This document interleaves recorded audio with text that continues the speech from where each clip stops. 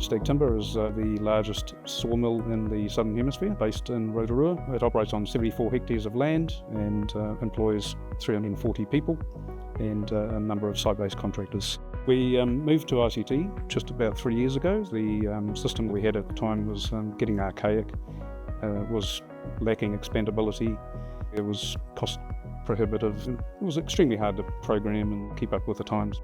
We went with ICT because Nutech Security recommended it. They said, you won't be sorry, basically. So we transitioned into Protege GX in two parts, so the access and the alarm system sides.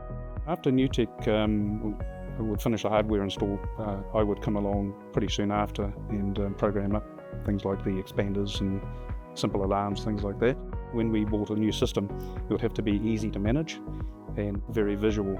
With the GX interface, I've made it easy for the guards. They can just zoom in on any area and they can see exactly where an alarm's going off. That will give on-site security the additional information that they need to go to the place that's causing the issue. The programmable functions are also used to unlock the gates that the fire service would need to get through in case of an emergency. We also utilise the integration of the CCTV system. The pop-ups are handy for the guards to instantly see an event, like a gate open too long. Gives you the quick and easy way of finding out what went wrong. Data Sync is a service that we rely heavily on. We can use it to integrate the reporting system to pump the data back into my own system. So the reporting systems are very, very flexible, automated emails, that kind of thing. I can email also on events if somebody goes somewhere where they're supposed to go, for example.